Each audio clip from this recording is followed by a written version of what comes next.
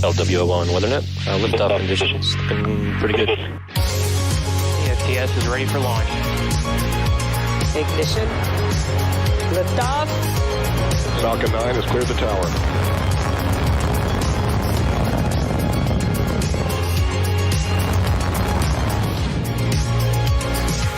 Ten, 9, 8. Side booster ignition. 6, 5, 4, 3, 2, 1.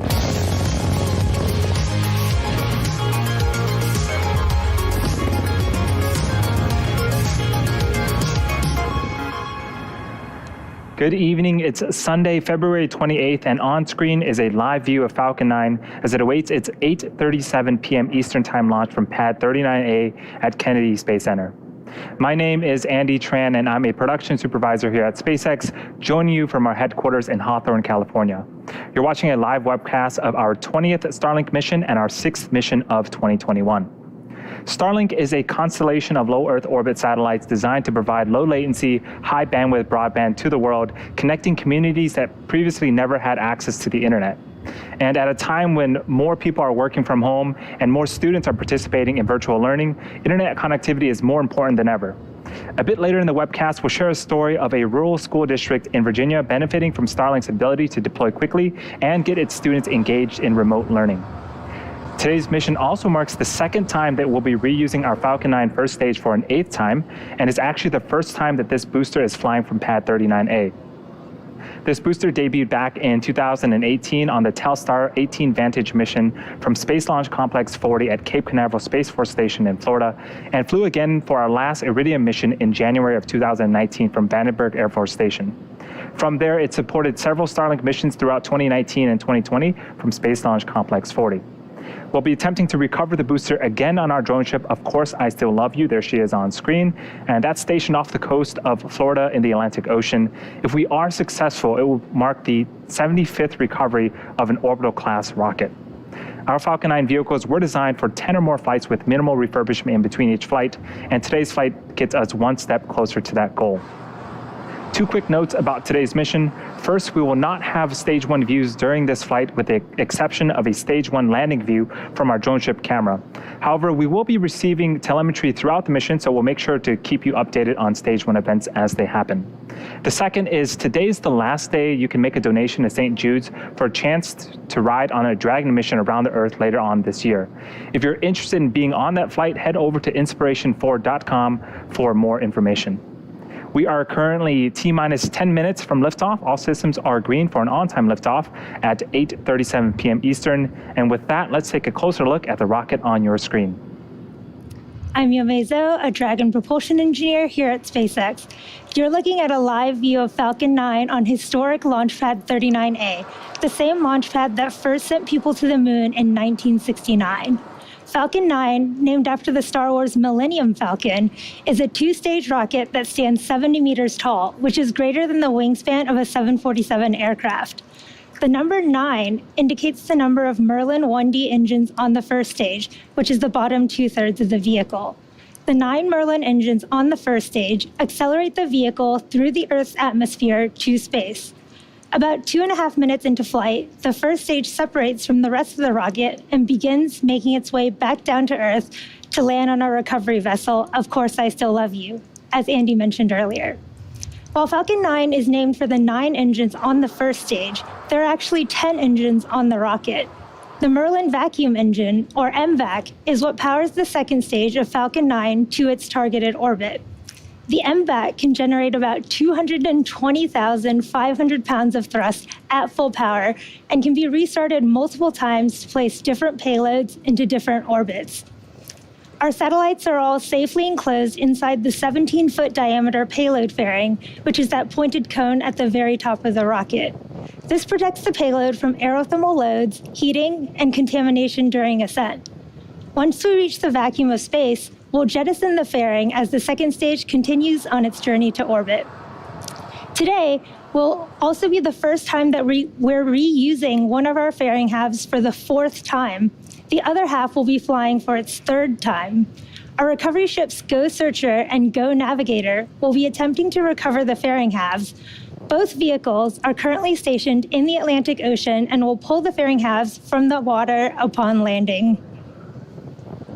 We are just under 8 minutes to lift off. Let's take a look at how we're progressing in the countdown. The chief engineer held a technical poll at T-minus 1 hour, and the launch director held a propellant load and launch go-no-go poll at the T-minus 38-minute mark.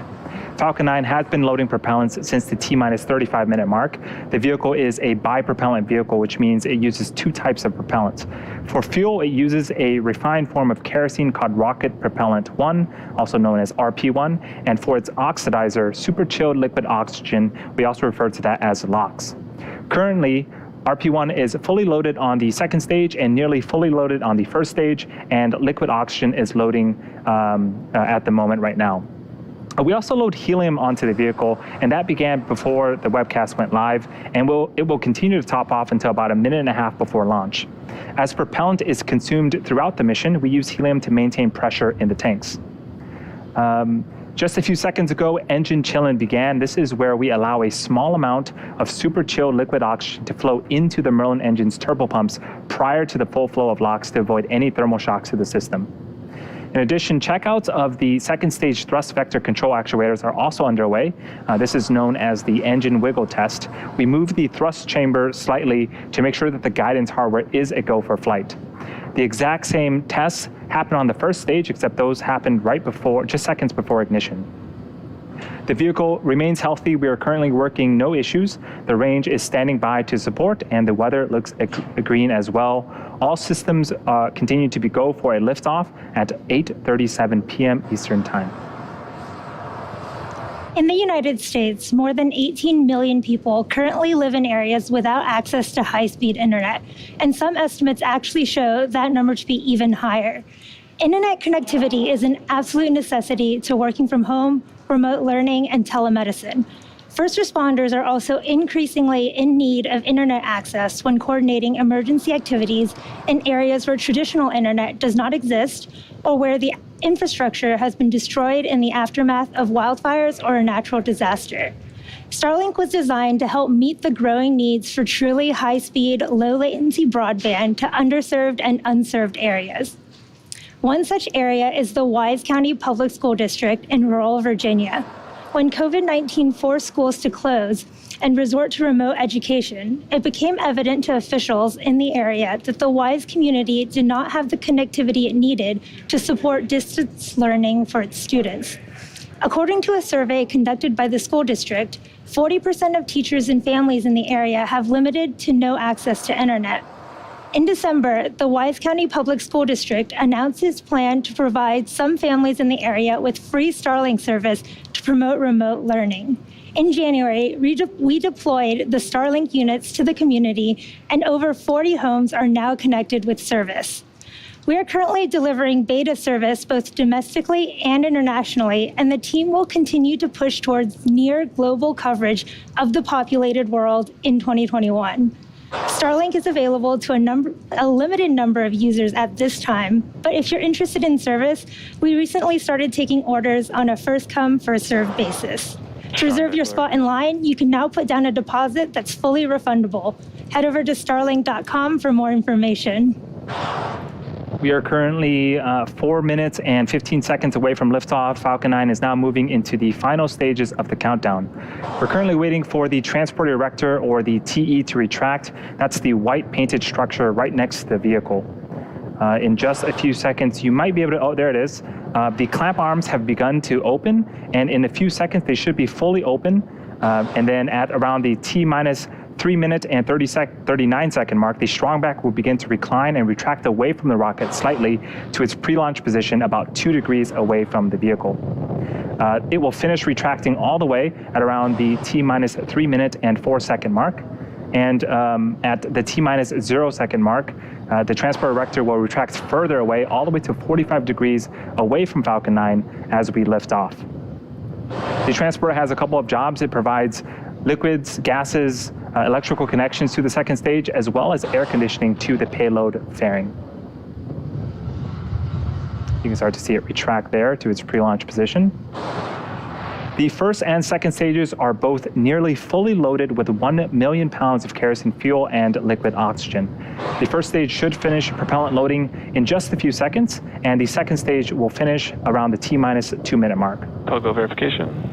At the T-minus 60 second mark, Falcon 9 is in startup. This means that the rocket's autonomous internal flight computers have taken over the launch countdown. Stage 1 lock, slow close out.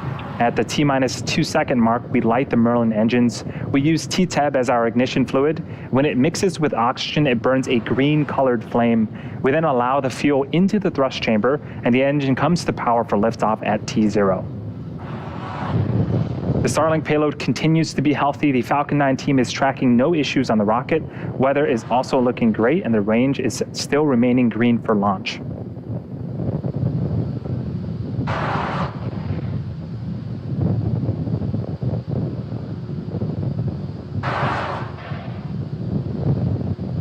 In just a few seconds, we should hear a call out for LOX loading complete, and that will wrap up the last of propellant loading for the vehicle.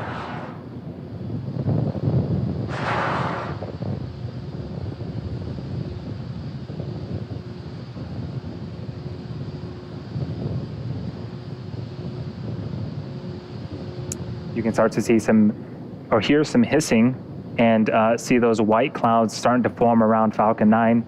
That is normal for us at this stage. The white clouds are LOX venting from our transporter erector lines.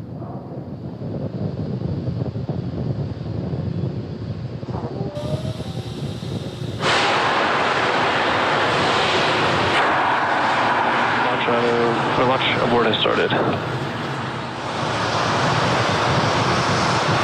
It does look like we have held the countdown. It was an abort call, so give us a few moments. We're going to check in with the team and listen on the launch net to see if we can get some more information to share. LD on countdown. We have an abort at T-minus 1 minute and 24 seconds.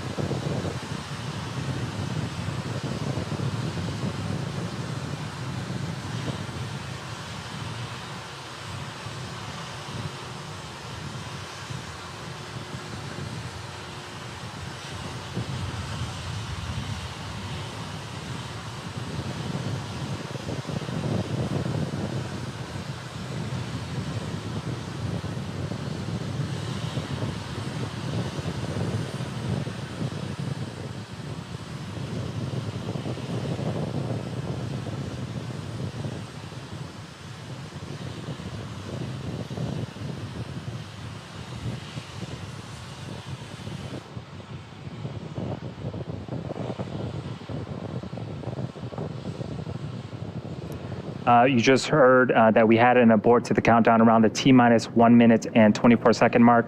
Prior to the countdown, everything was proceeding nominally. Now keep in mind that the purpose of the countdown is to help us catch any potential issues prior to flight.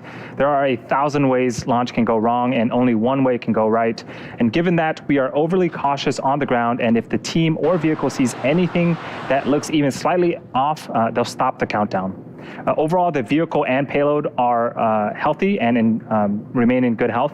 The next launch opportunity is tomorrow, March 1st at 8:15 p.m. Eastern Time. Hopefully you'll join us again for our next attempt. Until then, thanks for joining us today, and we'll see you next time.